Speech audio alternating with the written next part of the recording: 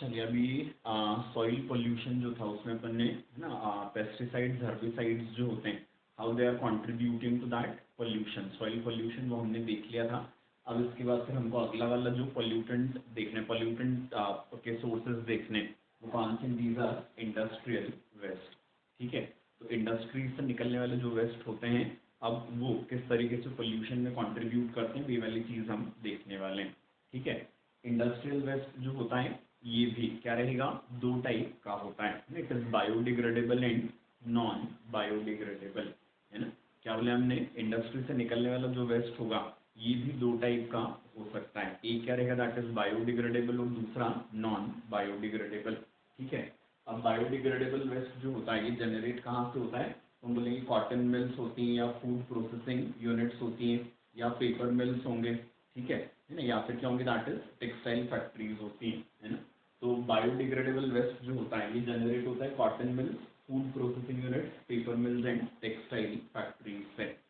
ठीक है, इसके बाद फिर नॉन बायोडिग्रेडेबल वेस्ट जो होता है ये जनरेट होगा किससे, थर्मल पावर प्लांट्स जो होते हैं उनसे, है ना।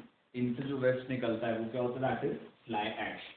ठीक है, ये याद रखते चलना है क्वेश्चन के लिए, है ना। हमसे क्वेश्चन में क्या पूछा जाएगा कि थर्मल पावर प्लांट्स जो होते हैं इनसे किस टाइप का वेस्ट निकलता है, तो that we call that fly ash. ठीक है, फिर इंटीग्रेटेड आयरन और स्टील प्लांट्स जो होते हैं, ठीक है, इनसे क्या प्रोड्यूस होगा, तो हम बोलेंगे इनसे एक तो ब्लास्ट फर्नेस का स्लैग प्रोड्यूस होता है और दूसरा कौन सा रहेगा, that is steel melting slag होता है ना। तो क्या बोला हमने यहाँ पर, हम बोलेंगे दो टाइप के स्लैग निकलते हैं यहाँ पर, एक तो कौन सा स्टील मेल्टिंग स्लैग निकलेगा और दूसरा कौन सा निकलता है, दैट इज ब्लास्ट फर्नेस वाला स्लैग निकलता है। कहाँ से निकलेगा, that is from what, so it is integrated iron and steel plants जो होते हैं, है ना। इससे अपन ने देख लिया थर्मल पावर प्लांट, इससे क्या प्रोड्यूस होता है, दैट इज फ्लाई ऐश।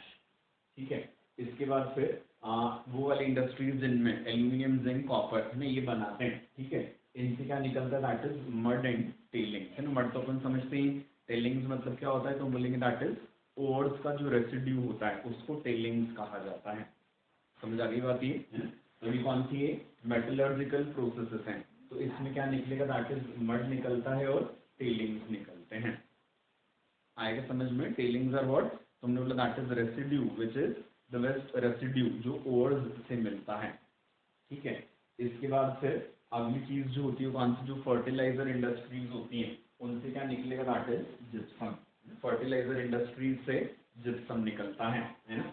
इसके बाद फिर हैजार्डस वेस्ट जैसे कि कौन से, इन्फ्लेमेबल्स हैं, कंपोजिट एक्सप्लोजिव है ना, या फिर हाईली रिएक्टिव सब्सटेंसेस हैं, है ना। क्या बोला हमने, हैजार्डस वेस्ट जैसे कौन कौन से, इन्फ्लेमेबल्स हैं, कंपोजिट एक्सप्लोजिव्स हैं, ये हाईली रिएक्टिव सब्सटेंसेस होते हैं। ये कहाँ से निकलते हैं, तो हम बोलेंगे इनका सोर्स जो है वो कौन सी, मेटल इंडस्ट्री, ड्रग्स हैं, केमिकल्स हैं, फार्मास्यूटिकल इंडस्ट्रीज हैं, डाइज, पेस्टिसाइड्स या रबर गुड्स। ठीक है, ये वाली जो इंडस्ट्रीज होती हैं इनसे क्या निकलता है, तो हम बोलते हैं इनसे काफ़ी ज़्यादा नुकसानदायक वो निकलते हैं वेस्ट, है ना। जो कौन कौन से थे, तो हमने बोला इट इज कंपोजिट एक्सप्लोजिव होता है ना, then it is what, inflammable, composite explosive and highly reactive substances, है ना। किन किन से निकलते हैं, तो मतलब it is pharma industry, drug industries, chemicals हैं, रबर गुड्स बनाने वाली हैं, पेस्टिसाइड्स हैं, ठीक है, डाइज बनाने वाली इंडस्ट्रीज हैं, मेटल्स वाली इंडस्ट्रीज हैं, इनसे ही काफ़ी हैजार्डस सब्सटेंसेस निकलते हैं बाहर। ठीक है, तो क्वेश्चन के लिए ये जो पूरा पैराग्राफ है दैट इज वेरी इंपॉर्टेंट, है ना, कि किस टाइप के वेस्ट का सोर्स कौन सी इंडस्ट्री है, ठीक है, या इस टाइप का वेस्ट किस इंडस्ट्री से निकलता है ना, दोनों तरीके से क्वेश्चन पूछा जा सकता है ना। इसके बाद फिर हम क्या बोलेंगे, ये जो इंडस्ट्रियल वेस्ट होता है यदि इसको हमने ढंग से डिस्पोज नहीं किया तो एनवायरनमेंट के लिए काफ़ी बड़ा थ्रेट होता है। ठीक है ना, तो क्या बोलेंगे, इसका डिस्पोजल यदि ठीक से नहीं किया जाएगा तो this is going to cause big problem for environment.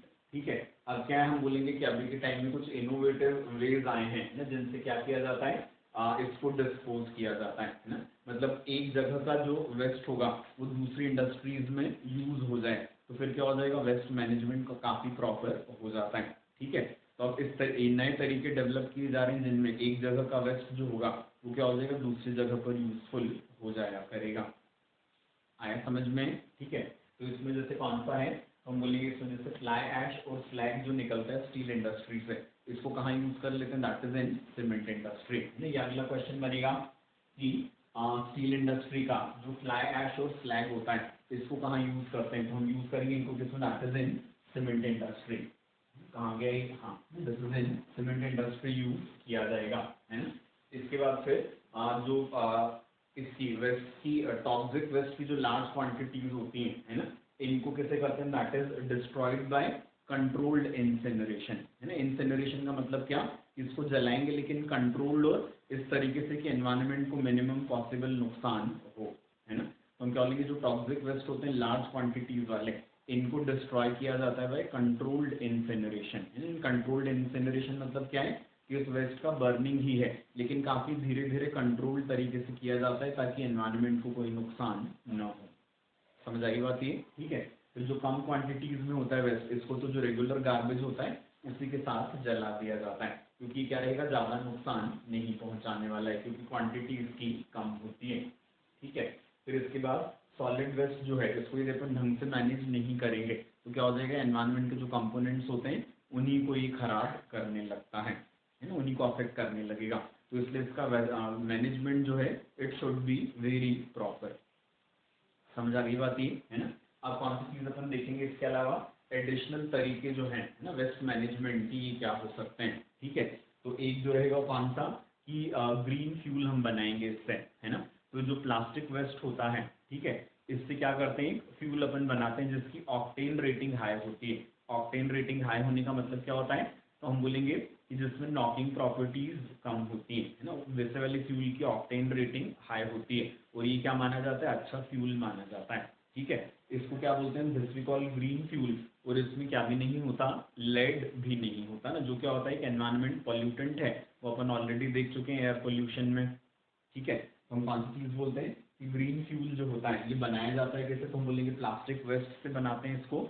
इसका कैरेक्टर क्या होता है, इसकी ऑक्टेन रेटिंग हाई होती है और इसमें लेड भी नहीं होता। इस तरीके से वाला फ्यूल, एक तो क्या वेस्ट मैनेज भी हो रहा है और हमारा क्या है, पावर का प्रॉब्लम भी सॉल्व कर लेता है। समझ आ गई बात है, फ्यूल का प्रॉब्लम भी सॉल्व कर लेगा। फिर इसके बाद अभी कौन सी चीज़, रिसाइकल्ड प्लास्टिक से कपड़ा बनाने की कोशिश की जा रही है, ठीक है ना। इट इज क्लॉथ मैन्युफैक्चरिंग, तो इससे टेक्सटाइल इंडस्ट्री को काफ़ी ज़्यादा सपोर्ट मिलने वाला है ना।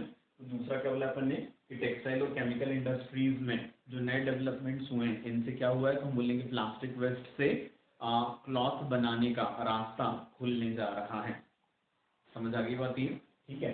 इसके बाद फिर हम कौन सी चीज बोलते हैं कि इलेक्ट्रिसिटी फ्रॉम गार्बेज, है ना। एक तो क्या है, वेस्ट जो है ऑलरेडी समस्या है ही, garbage is a very big problem, ठीक है। और इंडिया जैसे पुअर कंट्री में तो कौन सी वाली चीज भी, तो हम बोलेंगे it is power supply is regularly cutting of, ठीक है। तो that creates another very big problem, ठीक है। तो अब क्या हो जाएगा कि गार्बेज से इलेक्ट्रिसिटी किसी तरीके से प्रोड्यूस की जा सके तो क्या हो जाएगा, हमको दोनों समस्याओं से एक साथ मुक्ति मिलने वाली है, ठीक है। तो इसके लिए क्या करते हैं कि जो गार्बेज होता है इसमें से पहले फेरस सॉल्ट्स जो होते हैं या फेरस मटेरियल उसको अपन निकाल लेते हैं। उसके बाद फिर प्लास्टिक हटा देते हैं, ग्लास पेपर ये सब गार्बेज से हटा देते हैं, ठीक है। अब जो गार्बेज बचता है इसमें फिर क्या मिलाया जाता है, तो हम बोलेंगे इसमें अब वाटर मिला देंगे, ठीक है। फिर इसमें हम क्या करते हैं, बैक्टीरिया को कल्चर करते हैं, ठीक है। तो बैक्टीरिया अपने मेटाबॉलिज्म के लिए क्या करेगा, इस वेस्ट को यूज करता है और एज अ बायो प्रोडक्ट को क्या बनाता है, मीथेन बनाता है, जिसको हम क्या भी बोलते हैं, बायोगैस बोलते हैं, ठीक है। अब जो वेस्ट यहाँ पर बचेगा फाइनली, ठीक है, उसको यूज कर लिया जाता है एज अ मैन्यूअर, ठीक है। और जो मीथेन होती है इससे क्या प्रोड्यूस की जाती है, दैट इज इलेक्ट्रिसिटी। समझ आ गई बात ये, है ना।